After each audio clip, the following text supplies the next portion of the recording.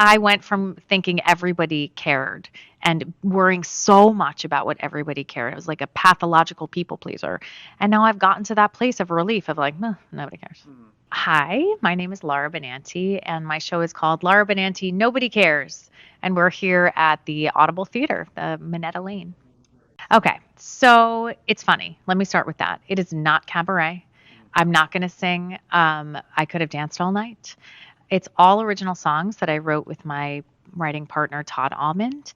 And it really is sort of my journey from starting at 18, working on Broadway, to now being a recovering ingenue. And it's not actually very much about my career. In fact, it's not at all about my career. It's about my life and the many stages of it. I'm 44 years old now, and I've lived a lot of life and some unusual aspects of my life. And then, of course, I addressed, motherhood, and I have two little girls. So, but it's all through the lens of a sense of humor. It is not in any way sort of like me draped on a piano wearing sequins. Which people would probably love. Listen, that'll be my next one. Well, I Audible reached out to my representation, and because I do concerts all over the country, but those are sort of typical, songs that people know from Broadway, songs that I've sung. But the thing that seems to appeal most to people was the stories and the banter in between. I always say, like, my proudest moment is when, like, a husband who had been dragged there was like, "I did not want to come here, and you're hilarious." And so I feel like I sort of finally have the courage and confidence to write something for myself. As actors, we wait around for people to write something for us. And I was like, I'm not waiting. I'm going to do it. Yeah, it's funny because I live in New Jersey now, and Todd was in Maine. So it was mostly me driving my kid to school, taking like an audio note of being like, I think it's this, and then singing a cappella what I heard in my head, and then Todd creating the music. And then obviously we would get together in person and finish up that way. I don't want to use the word perfect because nothing's perfect, but that's how we would sort of finalize the song. And literally, as of yesterday, we were still working on a song, which is really invigorating and also absolutely terrifying. Yeah, sure. I've written songs since I was in high school, none of which I really put out into the world very much. I think I sang a song called Supergirl that I wrote when I was like 23. And I wrote a song called the Ukulele Song. So for me, it's more like comedy stuff. I do not call myself like a composer by any means, but I'm really proud of these songs. I think they're really funny. And I think they're musically interesting. And Todd is just like the perfect collaborator because he's such a beautiful and nuanced musician. And I'm like, jokey, jokey, joke, joke, joke. So the combination of those things, I think, has lent itself to some really interesting music. You know, look, obviously it's a joke, but it's me getting ahead of like, why am I writing a one-woman show? Like, who needs to hear from me? And the answer is no one. But I wrote it, and I think it's funny, and I think it's enjoyable. So I'm sort of getting ahead of the idea of like, oh, why? Nobody cares. And it's how I have felt in my life, not just professionally, but personally at times. I think we all feel that way. And also, ultimately, as I get older in my life, so many things that I stressed over, I'm like, oh, right, nobody cares. So many things that were like, well, I shouldn't have posted that selfie. I didn't look good. Nobody cares. Yeah. So there's a double meaning to it. And like I debated calling it Recovering Ingenue, but that feels more show busy than this show is at all. Okay. You know, it's not, I certainly talk about my life in the theater because that's part of my life, but it's not about the theater. So yeah, I was like, I went from thinking everybody cared and worrying so much about what everybody cared. I was like a pathological people pleaser. And now I've gotten to that place of relief of like, nobody cares. There's probably a little bit of me too that wants people to be like, everybody cares, you know. And I will say, honestly, like being of service through saying vulnerable things, especially things that we just don't want to talk about, things that in particular have to do with sort of the fragility and strength of the female body. So many things we don't want to talk about that it's just like, ew, ladies, gross, vaginas. I'm like, let's talk about that thing. Let's talk about it.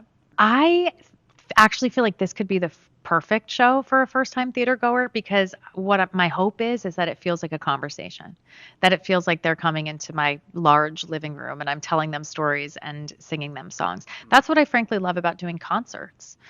Is you break down that fourth wall and you really are speaking to people. So I think it's accessible in that way.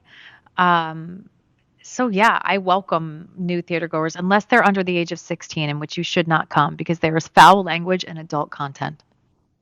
I mean, I don't know how many studies we need to do where it is proven that arts education isn't just so that like kids are doing jazz hands, it affects their scores in academics, it affects their social emotional growth.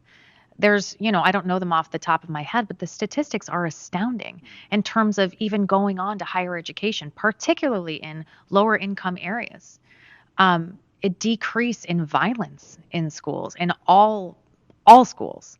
Um, so it's not just about creating the next generation's artists.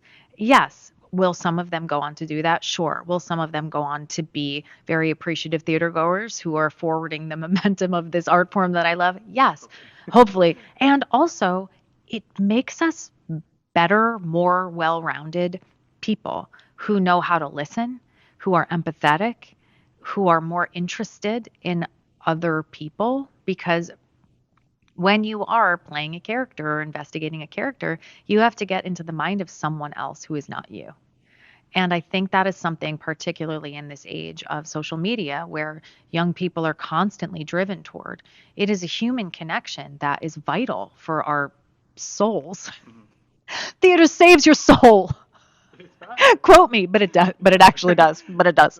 I think what I've always sort of grappled with is there's something about the ephemeral nature of theater that's exciting and beautiful because you're experiencing something that only like, depending on the size of the theater, at maximum, like 1,200 people are experiencing. And then also, there are so many young people in Wisconsin and smaller towns and smaller communities where it is not accessible to them, or maybe they don't even know what it is. Like when I did Sound of Music Live, so many thousands and thousands of Carrie Underwood fans were like, "You're my favorite actor now." I didn't even know what Broadway was. I didn't know what a musical was. And now I love it. And now I'm listening to all the cast recordings and cast albums. There is like a sincerity and humanity to Broadway, which gets teased a lot because there's also a lot of razzle dazzle, which is frankly funny, but also incredible, and I love it.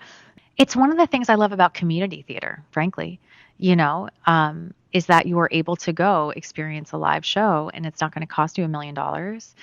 And also, you're watching people who love this. They're at work all day long or with their kids all day long, which is work. And then they go at 7 o'clock at night and they rehearse, and then you go get to see it. It's just like, it makes me want to cry. It's so beautiful. So the idea of Audible taking something that is frankly, the medium is live visual performance, but you're getting to listen to it at home. In a way, it tunes you in even more because it's just one of your senses. And then you can also imagine, what it's looking like. And the same with, Broadway HD when they make it accessible to people who won't necessarily be able to see it. Look, a lot of people ask me like, what do you think about like bootlegs and stuff? And I'm like, I'm fine with it. Because I want young people to be able to see this. And a lot of young people tell me that's how they saw me for the first time. So, and also it can be a bajillion dollars to go to a Broadway show. It's getting prohibitively expensive. So, however we can do it, that makes it more accessible. I've said accessible 1,000 times. That's what I want because I love theater. I love live performance. And especially in this day and age, said Grandma, we don't get to do that a lot.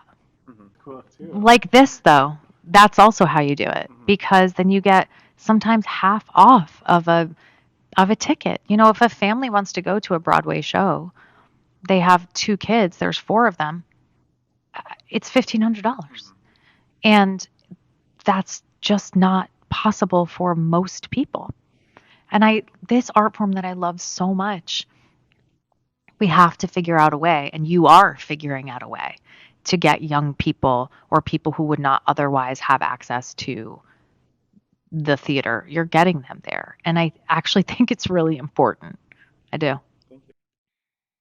I think allowing myself the grace of going back and revisiting some of my frankly bad behavior as a young person, revisiting times where I have completely abdicated myself in order to be liked or in order to make people think that I am not intimidating in any way and I'm a nice person. To go through, been through a lot of life in 44 years. I've been married 3 times. I've broken my neck. I've, been in a lot of Broadway shows. I've been in TV shows and movies, and I have children. And I didn't have a lot of friends as a young person because I didn't really connect with them because, I was obsessed mostly with like Angela Lansbury and the music of Stephen Sondheim. Sure. They weren't into the 1944 psychological thriller Gaslight, for which Ingrid Bergman won her first Academy Award. That was not their jam. So the comedy of that, but the loneliness of that, it wasn't until I was 30 years old that I met like my really good girlfriends who then sort of helped me break that good girl people pleaser mode. And so finding the grace in that and sort of the pride in that and having the ability to then sort of pass on this frankly wisdom to young people, I feel good about that.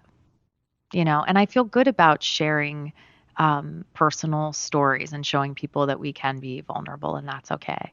And also, I'm just proud of myself for sitting at a computer and writing something and writing songs. It is not easy. It is a discipline, frankly, that I'd never done before. I am used to going to a space with other people and being creative within a community. And this I did in my garage office in between working on other shows and like raising my children and trying to be a good partner to my husband. So I'm like proud of myself for being able to juggle it. I'm also grateful to everybody who made it possible. My husband is such a remarkable human being, and we do not abide by typical gender roles. I love the idea that my daughters are watching their father take on responsibilities that have typically been, ascribed to women. I'm grateful to our nanny. Like I just feel like it takes a village to raise an actress. And I'm proud of myself for doing it and I'm grateful. Okay, I'm Laura Benanti and I'm asking you to come see Laura Benanti Nobody Cares at the Minetta Lane Theatre February 2, 3 and 4, Audible Theater. I want you to care. I really want